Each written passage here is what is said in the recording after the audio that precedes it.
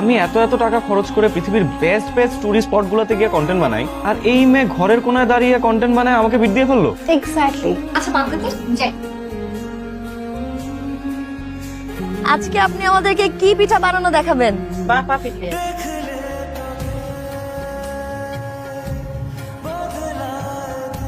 মিতুদের বাড়ি কোনটা? কোন মিতু?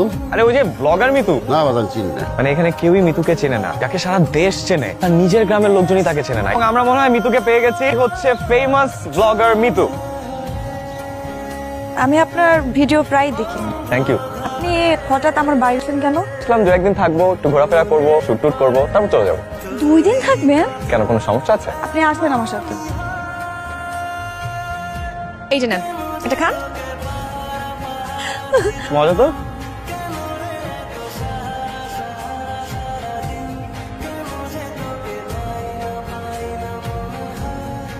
গ্রামের মান সম্মানের প্রশ্ন, আপনার একটা বিয়ে করাই লাগবে। ঘটনা কি সত্য? সম্পূর্ণ।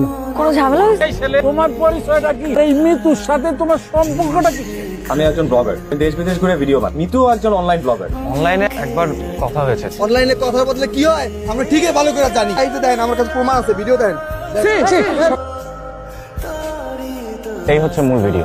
1 বছর আগে এই ভিডিওটি আপলোড করা হয়। 8 মাস আগে এই ভিডিওটি ইউজ করে একজন সেলিব্রিটিকে সাবোটাজ করার চেষ্টা করা হয়। 6 মাস আগে একই ভিডিও ইউজ করে ভারতের একটি মেয়েকে ভাইরাল বানানোর চেষ্টা হয়। এটি কিছুদিন পরে সুইসাইড করে। আর আজকে এই ষড়যন্ত্রের শিকার মিতু। সাংঘাতিক ঘটনা। বাসা আমরা আসি।